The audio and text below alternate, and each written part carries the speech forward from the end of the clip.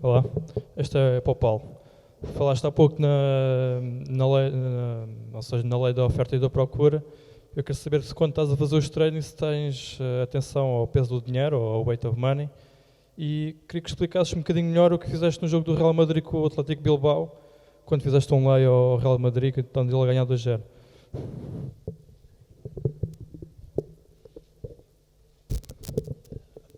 Em primeiro lugar, tenho atenção ao peso de dinheiro, claro.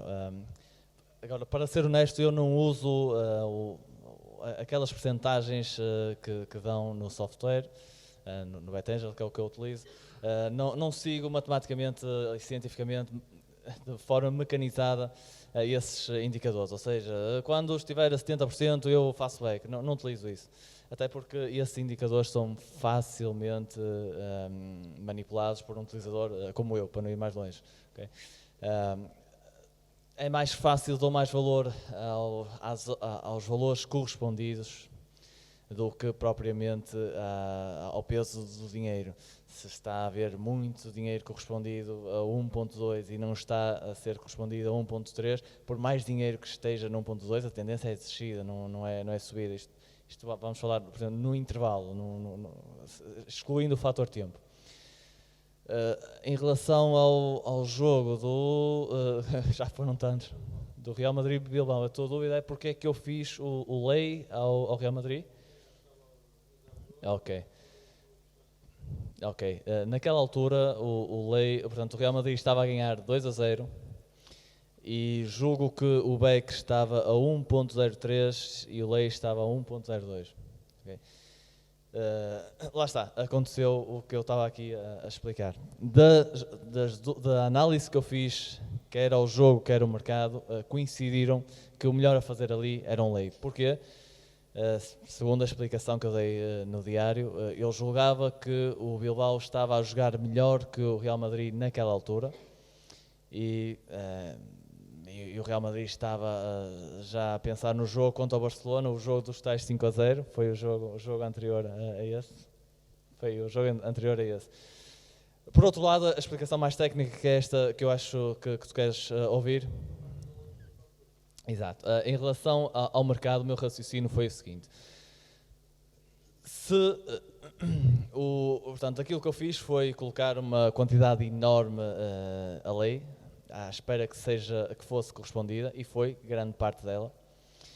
E como estávamos ainda nos 40 minutos da primeira parte, o jogo, a odd iria ficar a 1.2 durante muito tempo. Durante o intervalo, durante a segunda parte, até aos 60, 70, 80 minutos, como eu digo, não tenho esse valor, mas sei que iria ficar ali durante muito tempo. Segundo a minha análise, naquela altura era improvável que o Real Madrid marcasse novo golo. Ou seja, a única coisa que eu tinha contra mim naquela altura era o fator tempo. Eu sei que se o Bilbao não marcasse nenhum golo, a odd iria descer de 1.2 para 1.1. Né? Mas naquela altura aquilo que eu pensei foi, fazer um lei a 1.2 é uma aposta de muito valor, porque tinha esse tempo todo, tinha muitos minutos para que o Bilbao marcasse um golo. Se o Bilbao não marcasse um golo, eu poderia de novo fazer back a 1.2. Eu recordo que aquilo que eu fiz é que a 1.02. Eu coloquei um lei a 1.02, esperei que fosse correspondido. A partir do momento que é correspondido, e estamos a falar de modo que fica ali durante muito tempo, eu posso ainda assim, se eu não quiser mais aquela aposta, fazer back outra vez a 1.02 e não perder dinheiro nenhum. E tive exposto ali durante aquele tempo que poderia ganhar dinheiro caso o Bilbao marcasse.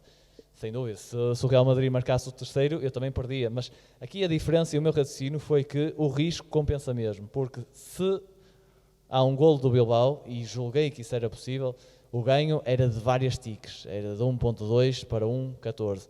Se o Real Madrid marcasse um golo, a perda era só de uma tique. E então, foi esse o meu raciocínio. Achei que era uma aposta de muito valor e coloquei muito dinheiro no 1.02. Não me entrou todo o dinheiro que tinha colocado lá, por azar, mas é esse o raciocínio.